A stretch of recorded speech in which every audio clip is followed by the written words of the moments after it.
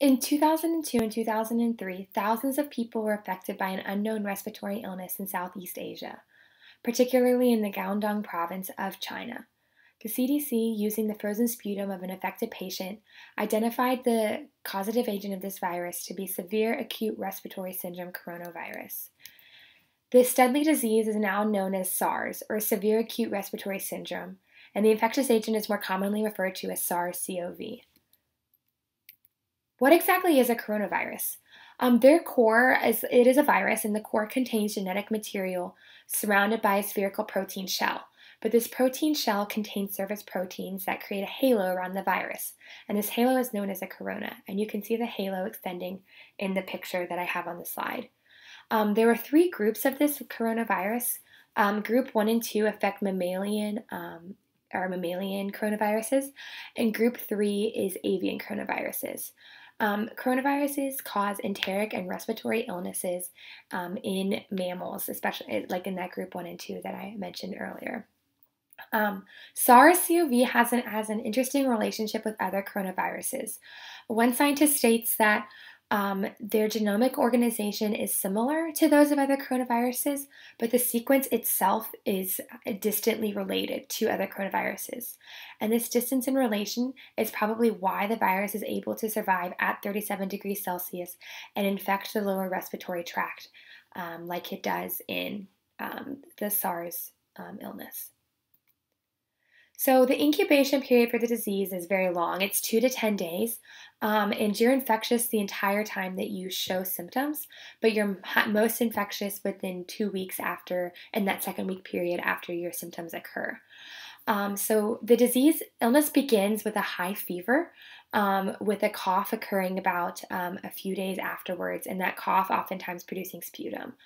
Other symptoms can range from just general malaise or unwellness to dizziness, nausea, vomiting, muscle aches, rhinorrhea, which is when your nasal cavities are filled with mucus, severe headache, and 10 to 20% of patients do experience diarrhea. This illness can also cause lots of secondary diseases, such as bacterial infection as a result of epithelial damage to respiratory tissue, as well as pneumonia. And I gather, from my understanding, pneumonia is going to be a severe cause is going to be a reason for play into the high mortality rate of the disease, with a mortality rate of 14 to 15%. And if you're over 60 years old, your mortality rate when you become infected with SARS, the mortality rate spikes to 50%. So how is the disease treated? The disease is relatively new, only being discovered in 2003. So there's still progress. Scientists are still researching being able to develop an antiviral drug. However, when the disease was discovered in today, supportive therapy would be used for a patient. And this includes steroids to reduce lung swelling, oxygen, breathing support. As you can see, the woman in the picture is on a ventilator. And the CDC did want to make sure that people knew that ribavirin does not work with the disease, and there is no vaccine. So how does this disease spread? Well, it spreads through direct mucous membrane contact with an infected respiratory droplets or fomites. And it has a pretty high transmission rate with an R0 of approximately 3. And like I said, the incubation period is 2 to 10 days.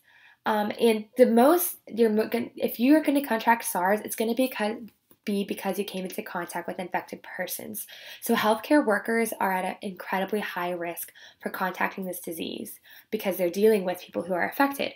And so healthcare workers who were affected with the disease would come home, feeling fine, interact with their friends and family, unknowingly passing the disease on to them, and then spreading the disease, who would then spread the disease to the greater community. And then family members who caring for infected people are going to also be at a pretty high risk for contracting the disease. And then immunocompromised patients are also at a high risk, especially in terms of mortality with SARS. And why is this? Well, SARS infects the epithelial cells of the trachea, bronchi, and bronchioles, but it also goes in and infects your immune cells. And these immune cells are infecting their lymph nodes, lymphoid tissue, And one scientist notes that the damage to the immune system, more than the damage to the lungs, is the reason it determines whether a patient recovers or dies from the infection. And one scientist that I read also stated that the name SARS is almost a misnomer because it puts the emphasis on the respiratory aspect of the disease rather than the immune compromise. It should be noted that the pathogenesis of the disease is not very well understood because it is relatively new. They're still trying to figure out how exactly it works. The receptor for the infectious agent has been determined to be the ACE2 enzyme, which is found in the affected lung tissue and intestinal tissue. But it's still pretty unclear as to how the virus works. The WHO reports, though, that the virus is thought to have come from an animal. The reservoir is actually unknown, but possibly bats, who then transport the disease to civet cats, which is kind of why it originated in the Guangdong province because they're all around there. And there's also like a gourmet coffee that people drink that comes from civet cats, which is possibly why the disease affects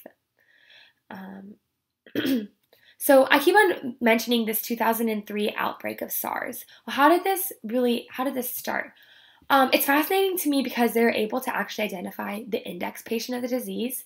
And it was a doctor who had been working in the Guangdong province of China, affecting people who were had SARS. And feeling fine, he travels to Hong Kong to visit his brother-in-law and do some tourism. And then he stays on the 9th floor of this hotel. And he unknowingly spreads the disease to the residents of other people staying on the hotel.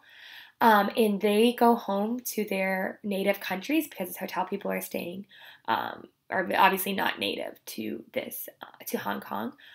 They're going back and so going back to Canada, going back to Singapore, going back to Vietnam, and bringing this disease with them.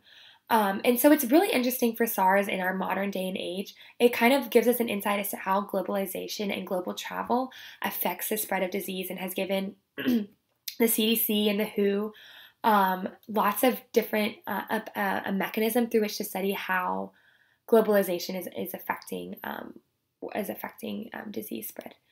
The outbreak lasted from 2002 to 2003. There are 8,098 cases in 29 countries. Like I said, you can read there like kind of the dispersion of the diseases.